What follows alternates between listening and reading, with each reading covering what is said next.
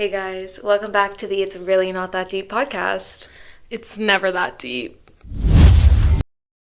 For the past couple episodes, we have talked a lot about finding yourself and what it means to really come into yourself and truly love yourself. But over the years, there's definitely been times where we've adapted to different traits or we started to become other people around us because we've been complimented on it or we've been told we're so easygoing or blah, blah, blah. So today, we're going to be talking a little bit about some of those traits that we aren't so fond of, but we decided to keep because people around us really enjoyed that about ourselves. I also wonder if we'll get into the topic and idea of like the flip side and the positive side of that. Like, I feel like you and I have picked up so many things from one another that like end up complementing each other and that are so, like, I love about myself things I picked up from you. So it goes both ways. For sure, it goes both ways, and I think it takes figuring out kind of those things that you don't like about yourself to be able to flip that. Yeah, this is going to be a fun episode. Okay, so just to give you guys a little framework for this episode, we're going to be talking a lot about validation, mirroring other people, and like the chameleon effect of just kind of adapting yourself to fit into whatever situation you're in, and a lot about self-concept and how that forms in our 20s and how at this age we may or may not have a strong sense of self, and that's okay, but it's a good time to figure it out. I think that's what your 20s are for. How many times do you think in your life you have been told that you're really funny or you are so chill, you're such a nice girl, and you obviously, who doesn't love a good compliment, because I love a good compliment, but deep down you're like, I don't really want to be that person. Yeah, I've definitely experienced that. I think big in relationships. Yeah. And like, you're such a good, even like you're such a good girlfriend. Like, that's such a good compliment, but like, at what cost? Yeah. And I think like I really took that as such a big part of my identity, being a girlfriend, which I think in relationships you do, but I'm realizing now that I'm on the total end of the spectrum that I needed more of a balance. Can we talk about the cost a little bit? Yeah. When you say at what cost, what do you mean by that? Just like I'm pouring so much more energy into the relationship and that other person than I am myself, and I think it's so important to do that in relationships and friendships and everything, but I think I just sacrificed too much of the energy I should have been putting on myself. Mm-hmm. And like improving my life and like making sure I'm number one, and I was always so worried about the other person leaving, but I should have been worried about myself like keeping myself. Yeah, being a priority. Yeah. And do you think that's changed? And throughout relationships or since I've been... In general, for you, in your life? No. I No? think right now it has. I think in the past, 2 months it has. But I think that was a pattern for a really long time. And my family, too. And I've talked to them about it, which has been very therapeutic. And... yeah, no. I'm changing it now. But I think until literally 2025, that was always a pattern. So, just to update the viewer a little bit, Joel's been in 3 long-term relationships, and my question is, did this kind of just did you just think about this, or did it just come to your consciousness at the end of, because you're just going through a breakup, and then, or do you think you've always sort of known it? I think I've always sort of known it, especially in the past few years, but I was very okay with it. Mm-hmm. Because I was just so in it and so in love, and when you're really consumes you, and I think again that's such a beautiful thing, but not now. I need to experience myself and my life before I give it to someone else. Well, I've been telling you that, and I think it's really interesting. Something that I kind of didn't know maybe is, I think it's really, when you live with someone for 4 years, you see these things in other people, and as I said in our first episode, you can't always tell someone what they don't want to hear, they're not ready to hear. A lot of times you have to figure that out on your own. And I think it's super interesting that because I think your last relationship was a really healthy relationship, and yet you still felt that way. No, it's totally a me thing. Yeah. Yeah. And I definitely felt it less. But yeah, I don't know what else to say on that. But it's also interesting that the way you feel about yourself in a way, or these traits, often, like, they come up in the people that you choose and the relationships that you have, and it's up to you to kind of break that. Yeah. Like, I think I used to do, not that same trait, but I think I used to be super codependent in my friendships, not so much relationships. And it took me 2 really hard friendships to get to the point of realization, even though I knew, but, like, I didn't want to change that. Yeah. It takes a lot. That's why, like, I said, like, breakups are good for the soul. It like, is. they hurt so much, but you learn so much. You Yeah. grow so much. And it's painful and it sucks. And Because you have to completely become yourself again. no, I've had a really bad day today. Like, just one of those days where it's like, oh my God, this is actually awful. But you just have to keep picking yourself back up. Mm-hmm. And it's so hard, but you get so strong. Yeah, well, I know I said this and I'll say it again because it's nice to hear, but I was in the car with my brother's girlfriend and we were just talking, we were gossiping, and she had asked me about you, and she was like, how is she handling everything? I'm like, better than I would have. And she was like, I'm really, like, that's so crazy. I'm like, it's so amazing. Like, Thank you for saying that. And I think, like, going through it obviously has been tough. Like, there's no way around that. But even as soon as it happened, I was in, like, major shock. I was bawling. And I said to my dad, who, like, was there at the time, thank God I've done all the work I've done. Like, even in my, like, crazy, like, you know how it is when you're, oh my God, I just got broken up with. it hurts your chest. Yeah, and, like, very shocked. And in that moment, I was like, I know I'm going to be okay. That's crazy. That's crazy that, like, oh, I really am my own best friend. Besides you, of course, but I know you get that. Yeah. Don't worry. I know. But it's so nice. It is really nice, and it's really amazing to know that you did have to put in all that work and, like, it paid off. As we were going through the episode and trying to kind of decide what we were going to talk about, one thing that kind of stuck out to me, and trying to, like, be more vulnerable, I think is really scary, because it's also, you have to admit it to yourself to be able to talk about it out loud. I think a lot of the times, one role that I felt stuck in was always kind of having to be the fixer. And I think I did that in my family and in my friends, and I kind of always had to be okay. So it became like I was so scared to not be okay. And then I think at a point, either in high school or in university, like, I reached a breaking point, because how long can you be okay for without, like, needing that? And then it creates discomfort asking for help, and then in relationships and in friendships, like, it creates a lot of different difficulties in that sense. You take a lot on. Mm-hmm. And it's a burden. Yeah, and I love when people come to me for advice. Like, I think I am that friend, and people do come to me a lot. But sometimes I don't know when, like, to draw the line. Well, there's a difference between somebody coming to you for advice. Like, when we go to each other for advice, we're not draining each other's energy, you know? But there are situations in life where there are people that do drain your energy. Yeah. And so it's, like, I think we're both, like, the therapist friend, and, like, people love to talk to us, and that's nice. But I agree that it can really drain your energy when it's the wrong context and the wrong person and too much. Yeah, and I think lately I've tried, and, like, it's obviously, even when you do the work and you do learn these things and you know what to do, sometimes it's still hard to implement. And I think I've tried to implement different boundaries with different people to allow myself to do that. And in the process, you are going to lose friends. You are going to lose people that can't respect those boundaries. As you should. And that's okay. That's kind of the point of life. Yeah. Yeah, that's all I have to say. No one's going to stick around forever. Well, not no one. No one. Don't be silly. No, I'm being really silly. But most people don't stick around forever.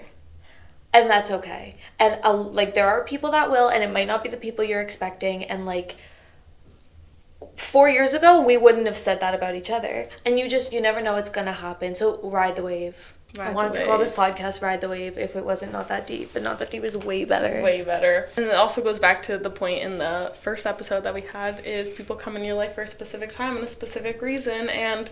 Thank you, Miss Universe. Yes. Exactly. Okay. A big theme that I feel in my life is that, I'm embarrassed to say this, but, like, I am a chameleon. Oh, me too. I will talk to you and you will think I relate to you and you will think I'm your person and she gets me. I don't like you. You know, she does do that because we were out like a few months ago. I just so exposed myself. No, it's fine. We were out like a few months ago. Like 2 days ago. Pitter patter. Okay, yeah. And we were like having dinner with these people that are irrelevant to our life now. And she's just like, yeah, I don't like her. I'm like, what? Like, that is not the vibe you've been giving, Joelle. Because I love a good time. I love good vibes. But then, like, I get texts and I'm like, let's do that. And most people, like, everyone in my life I do love so much. So this is about nobody in my life, just to make that very extra super clear. Yeah, no, not at all.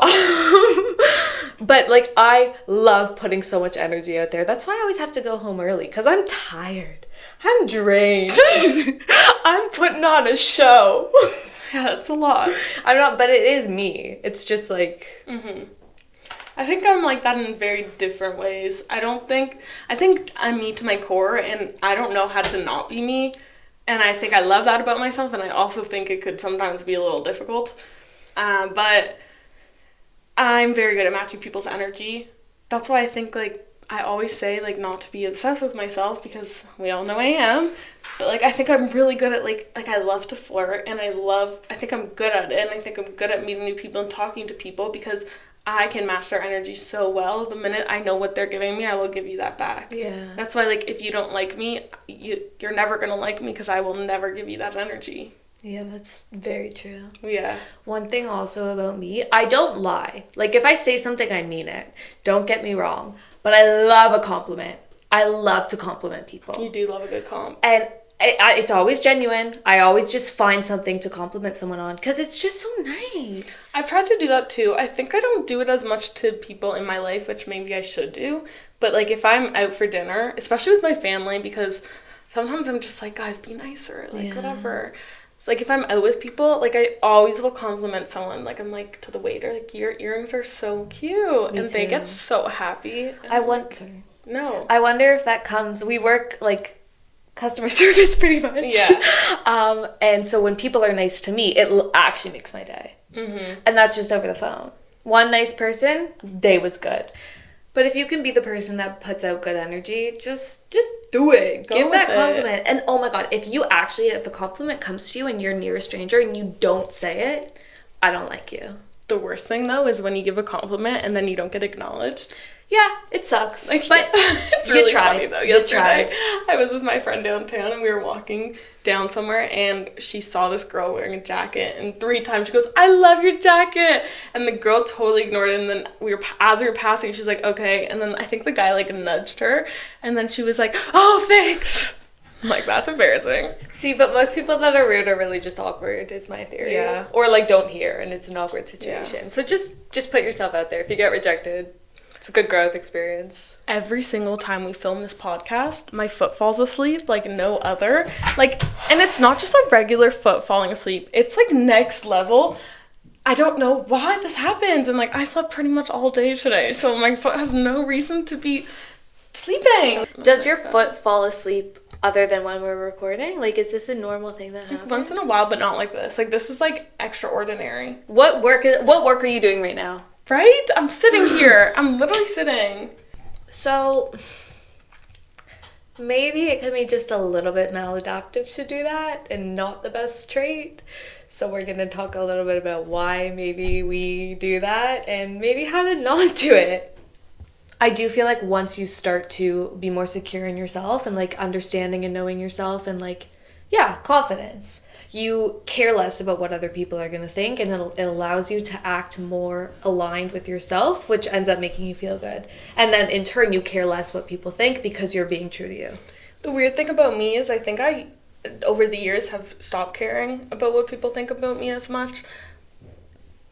like, when I meet people who I don't know at all, I'm pretty myself, I think, and I'm pretty good at meeting people. But what I have a really hard time with is how people perceive me from from high school or university, people that I do genuinely know, because I'm not really friends with all of them, and I haven't ever really been friends with them. And I think it all stems from, because my high school self, I don't know how much I liked my high school self, and I think after high school is when I really started to put in the work and be like get into myself, into my own skin.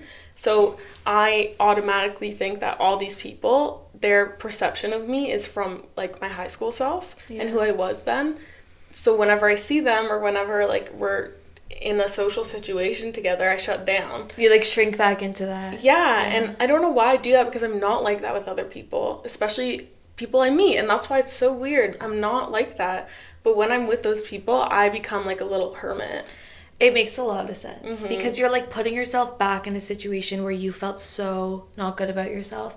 And so they're triggers, they're cues, nothing to them, but like they make you feel a certain way because all these things rush back to you subconsciously. This is going on, and it's a lot.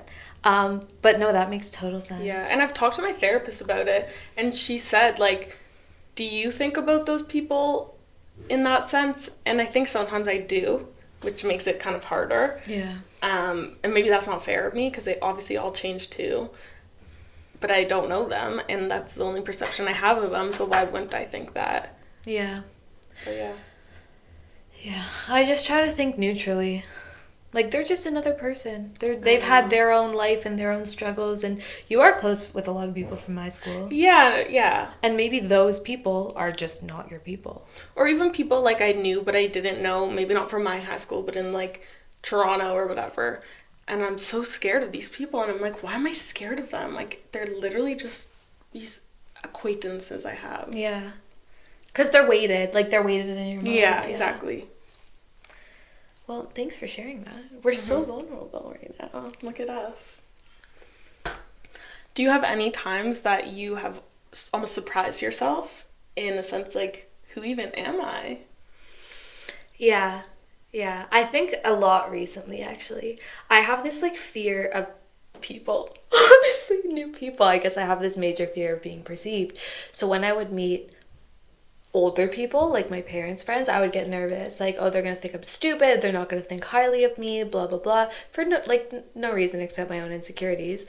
But so I would act that way because that's how I was thinking of myself. So of course I showed up that way. Maybe not, but to me, that's how I felt. And recently, I've been meeting people and I've been talking like an adult. And I've been just like high vibrational, high energy, even when I'm not totally feeling that inside. And I'm so impressed with myself that I've like grown in that way without even really realizing. And that's great. I think that has to do with growth, and just, I think through also being alone, learning these things about yourself again and finding the qualities in yourself that you were able to push aside because you had something else to focus on for so long that you kind of had to face them. And now facing them, you've realized some of these things you actually do really like about yourself. And I think that's great. Yeah. Have you ever surprised yourself? I don't know if like I could think of specifically. I think when I went away for 6 months, I could find it. I'm not going to read it on here because that's a little too vulnerable for me. But I wrote a letter to myself, literally freaking out. I didn't process that I was leaving for 6 months until I was at the airport, and I had a layover in New York, and it wasn't until I was at the New York airport that I freaked out, and I'm like, oh my god, what am I doing? I'm like, I'm not gonna make friends, people aren't gonna like me, like, what if I literally am just a hermit for 6 months and have the worst time ever? I was terrified. And then over the 6 months, I did meet a lot of people, and I met people that will probably be in my life forever, and I love them so dearly, and I had to prove to myself that I did that all on my own. And for so long, I was terrified to go by myself, and I tried to beg, like, so many different people around me to go with me. I wanted so badly, and thank God they didn't. Because I needed to experience that on myself, and for so long, I had this insecurity. Like, in so many ways, I'm so confident. In so many ways, I'm insecure. And I always had this insecurity that, one, people don't like me when I Like, people only like me because of those around me, one, which I don't think is so big, but that was one thing. And another thing is, like, I know I've talked about this, but I was so insecure about my intelligence. And having to go there and, like, completely meet people all on my own and realize, like, oh my God, I can do this. Yeah. I even remember talking to you about it and being like, what if I'm a shitty roommate? What if, like, people can't live with me and I'm this and this? And you're like, you're so fine. Yeah. No, but that's amazing that you proved that to yourself in such a big way. Okay, so we're going to shift into talking about the validation part of it and why repeated validation can actually cause us to change our personalities to morph to that. And of course, sometimes this is a good thing, sometimes it's not. Like in kids, you have to praise them for certain things that they do so that they build those traits.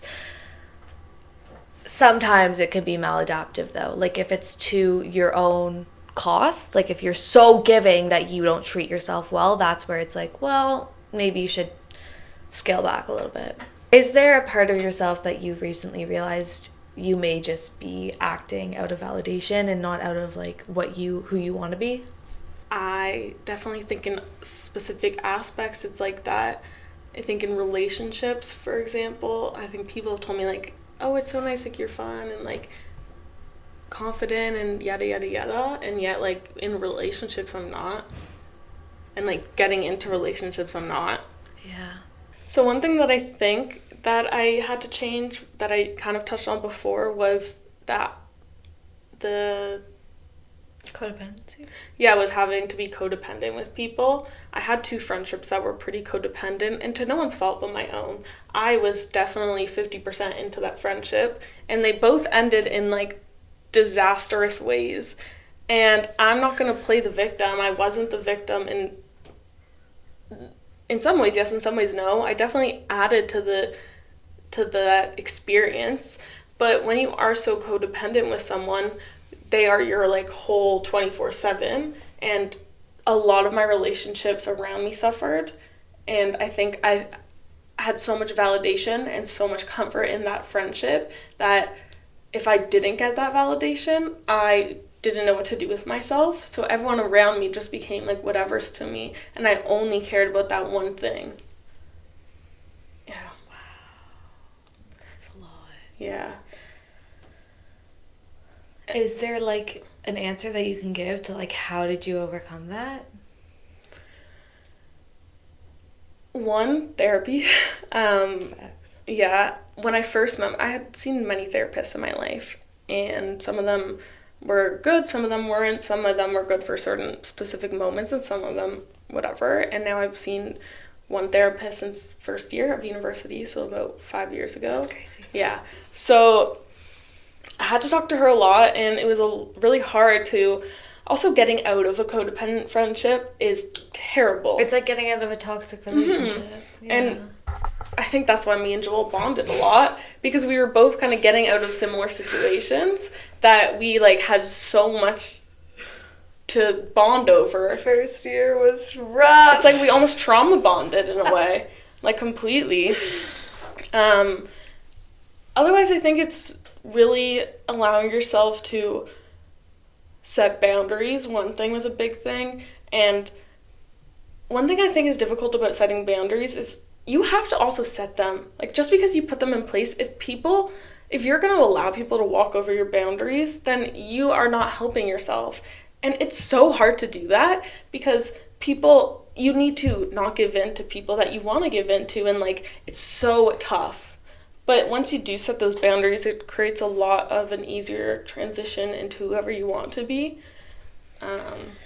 And people are gonna break your boundaries. 100%. And like you have to be, this is what you're saying, you have to be strong enough to enforce them. You have to really set them. And if that hurts the person and it pisses them off, that's okay. You have to be okay with that. That's putting yourself first. And I think that's how a lot of toxic situations end. Not saying like this is me or you for specific, but you set those boundaries that you never had, so you could be in a 2-year relationship where you did these things over and over again, and then the minute you decide, I'm going to set this boundary, that person is like, what is going on? Because you've allowed them to do that for so long. So of course it's going to change the dynamic of relationships and friendships and whatnot, because you're changing the way that you feel about it.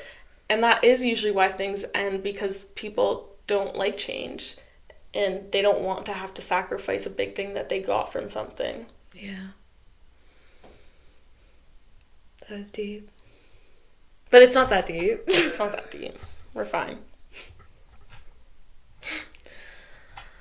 I guess it's deep for a while, and then it always ends up not that deep. Yeah. So now that we've decided our 20s are a period of growth and we're learning about ourselves, we're now going to be talking about how to build the personality that we actually want and how to identify it as who we want to be so that we can take steps towards being that. It's not a shift that happens overnight. You have to build yourself up. So let's get into it. I can definitely think of moments in my life that were defining moments. For example, going to Guelph, and I know we've talked about this, as much as like we did transfer schools and Guelph was really hard, thank God we went there, because I think if we didn't go there, I'd still be the same person I was in high school, and I didn't love her, and I wouldn't have that transition period and that growth period to step away from that and learn a lot about myself, and I think that was super important. I think I also broke a lot of patterns, such as the codependent thing in Guelph, which was great. I think also just being able to learn things about yourself and spending time by yourself.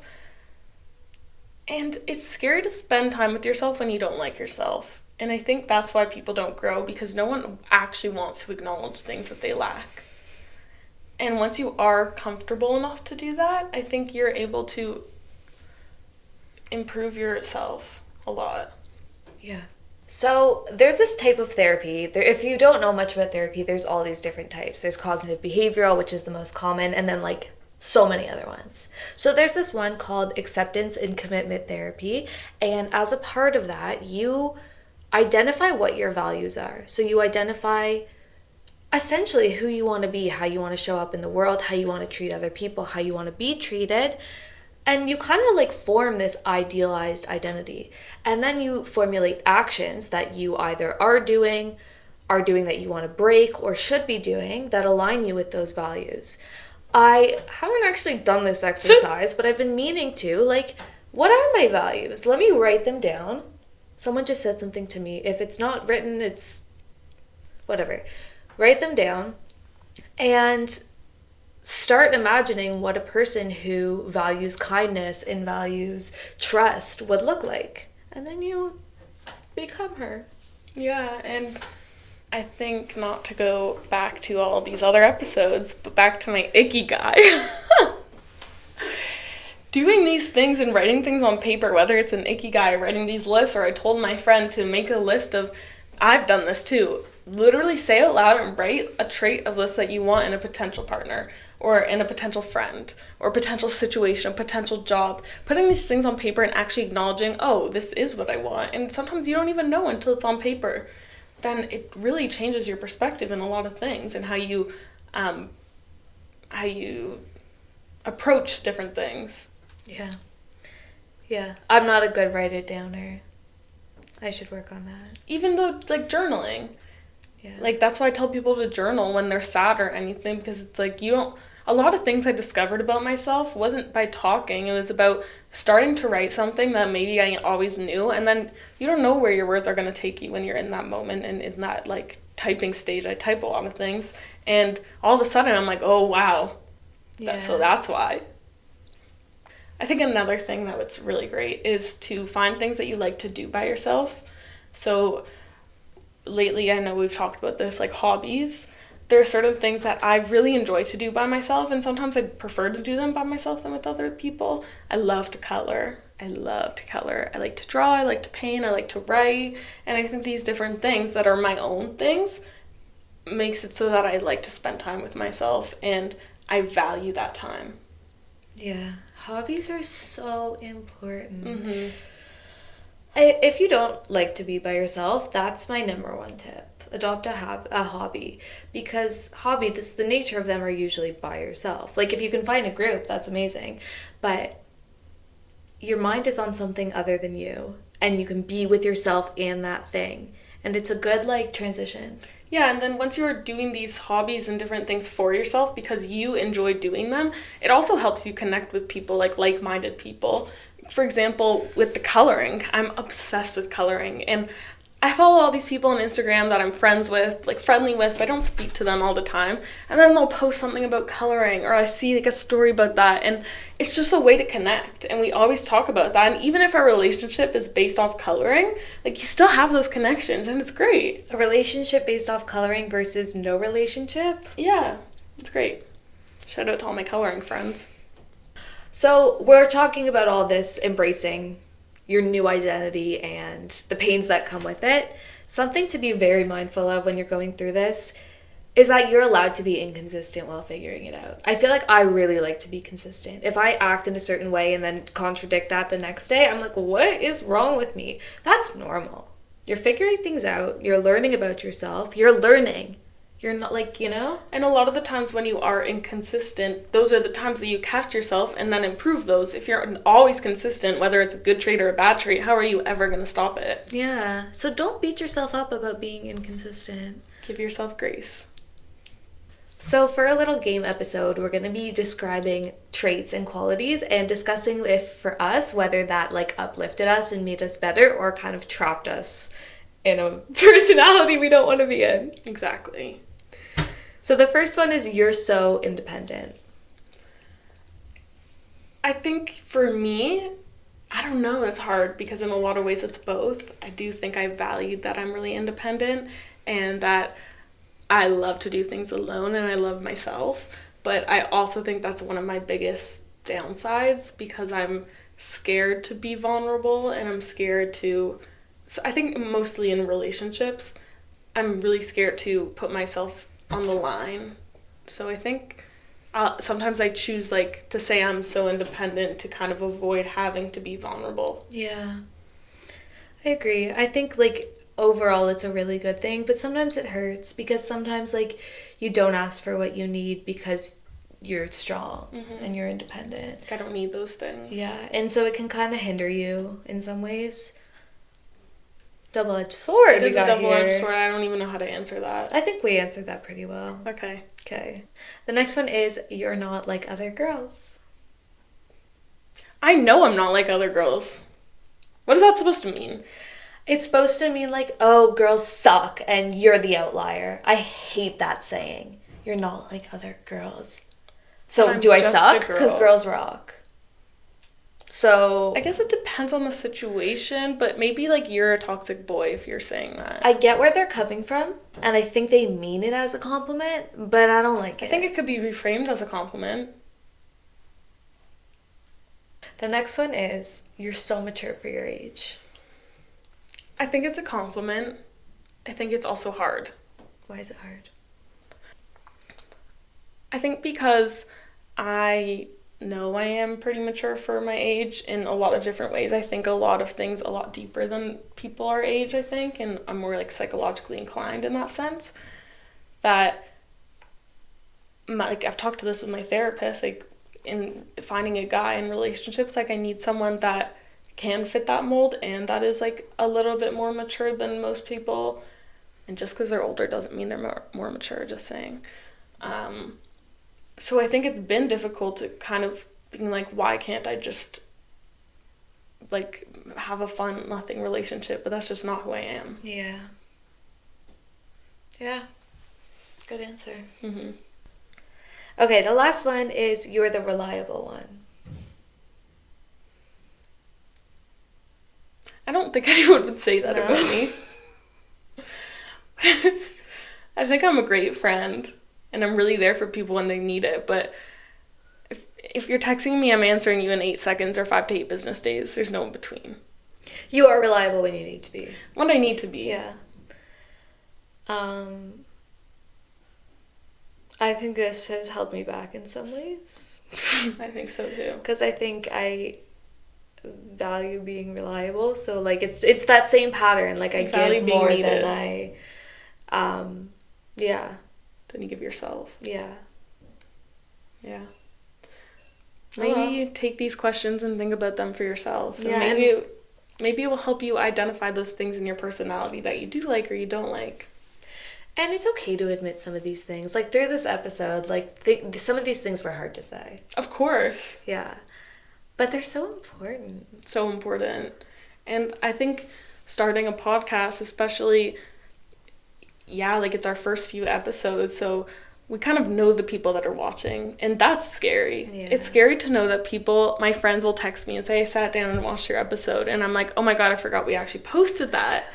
Like, I forgot we actually just put ourselves out there for the world to see. Right? And it's really scary, and like, it's really hard to be vulnerable to people that you know. It's so much easier to be vulnerable to people you don't know. But so many people have also come to me and been like, wow, like, I didn't even think I would, like, learn about this. But yeah, it's, like, so insightful, and I think being vulnerable is so important for other people to hear. We're loving this. I love that we're loving this. Yeah, so thanks for being vulnerable. You too. Thanks for pushing me to be vulnerable also. Love it for us. Same. Well, with that being said, I hope you learned a little bit about our personalities, hopefully your personalities, and if you ever, whether it's about this topic or another topic, if we've talked about something and you've like, I really want to know more about that, let us know. Yeah. We would love to talk about it. Yeah. Oh my God. Any topics that you want to hear from us, let us know. Mm-hmm. And whatever you're listening to us on, whether that's just on Apple Podcasts or Spotify or watching us on YouTube, if you can go hit subscribe, give us a little rating. We'd love to hear a comment and a like from you. And go follow us on Instagram at RNTD_podcast and TikTok at RNTD_podcast. And we would love to talk to you guys on there. And remember, it's never that deep. It's not that deep.